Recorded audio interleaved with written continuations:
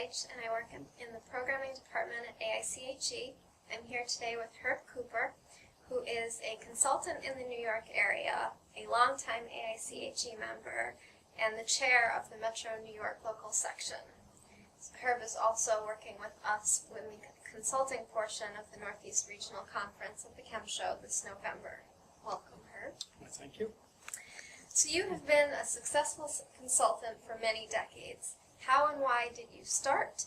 And generally, how has Dynalytics survived for so long? Questions I frequently ask myself. I had gotten out of school many years ago with a bachelor's degree. Sooner or later, I went back to school to get a master's degree.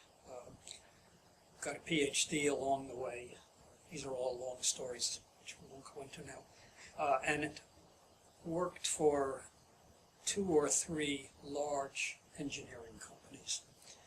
Then I went to work at one time for a equipment company, quite a bit smaller, that made large refinery heaters, fired heaters, that sort of thing, large equipment. And was responsible for a lot of the things that went on there. In time, I got involved in the merger acquisition of that company.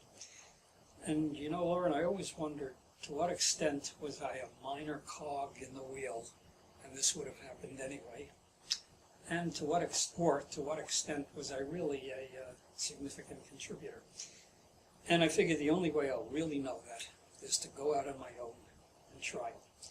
Now, this was back in 1969, when small independent consultants weren't that common. But, you know, having recently had a new baby and just bought a new house, what need did I have for a steady income? And had a working wife, too, so that was a big contributor. So that's how we started. It was almost just intellectual curiosity. Could I do this? And I found out I could. The way we survived for many years is something I'm frequently asked, and I never know how to answer it without sounding trite. But the reality is that in my case, and everybody else I know who's been successful at this, you absolutely must focus on your clients. And you do what's in their best interest. And you don't quibble about pennies, you just do what has to be done. And you certainly don't try to figure out what they want to hear and parrot it back to them. Never. And not only me, but none of the people I know would do that. So in very broad strokes, that's how we've survived for a very long time. Okay. What surprises did you run into after taking the plunge into the independence of consulting? I had sort of realized that money was going to be an issue. So that wasn't a major surprise. It was a major issue, but not a surprise. The big surprise that I had was learning how much I had depended on other people. For example, when you're one person or 2 or 3 people or 5 people, you really can't afford an HR department. You can't afford a library. You can't afford a legal department. And suddenly I had need for those things and had to arrange to get them one way or another. So that was one big surprise. The other big surprise to me was how time after time I would talk to people and they would talk to me, very encouraging both ways. And we'd be talking about fairly large projects. And then I was told, to a surprisingly large extent, Herb, we'd love you to do this. We have no doubt that you could do it. We have no doubt you could do it well. But you've got to understand, I work for a big company, and big companies only want to work with other big companies. That was a real surprise. And that's the way life was, and still is to a large extent. So you are helping to organize the consulting portion of the Northeast Regional Conference at the Chem Show. What prompted you to organize it and run these sessions? Well, as chair of the Metro New York section of the AIChE, and as a consultant that meets a lot of people fairly high up in companies who are getting to the retirement age or retirement frame of mind, I'm frequently asked, how do you go about this? What do you do? What do you have to worry about? All those things. And it occurred to me that this really ought to be organized as a presentation by people that have been through it, that have things to contribute. So that was part of it.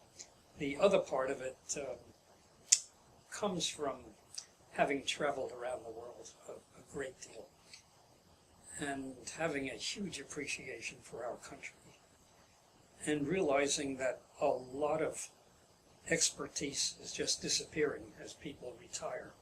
And a lot of people I've talked to said, I'm going to retire, I'm going to play golf, or I'm going to play pinochle.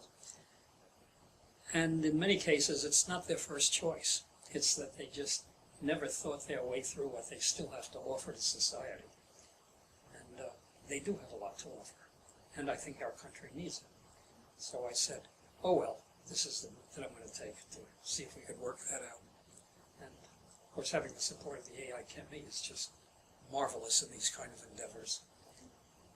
Excellent. Are the issues faced by chemical engineers who are thinking of becoming consultants different from those faced by people in other professions? The broad answer is very, very often yes, occasionally no. In my experience, chemical engineers deal with a much wider range of problems, and within one particular consulting assignment, you might have to be very, very knowledgeable about economics, legal matters, mathematical optimization, materials of construction, a whole range of things.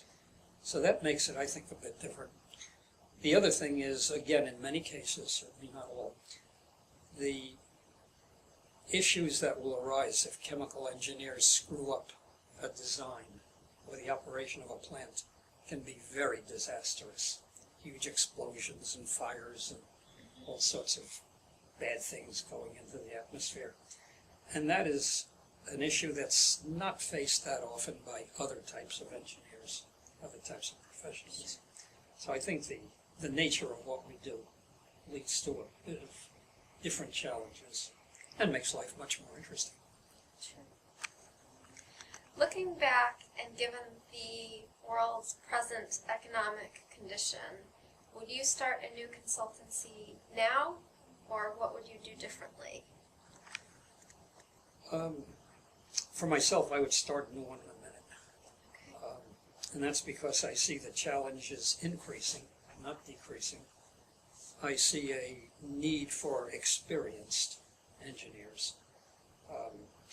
And inexperienced, and when you think of experience, it could be two things. It could be the kind that's about 1/4 of an inch in diameter and 10,000 miles deep.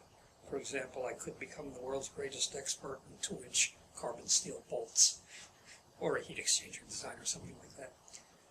Or, in my case, something I'm about 10,000 miles wide and about 1/4 of an inch deep on an awful lot of things.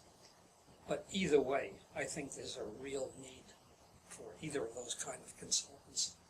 So I would start again in a minute.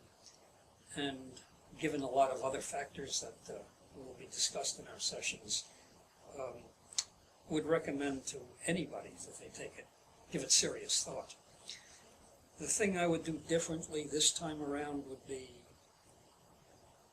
locate and come to an agreement with a partner much earlier in the game.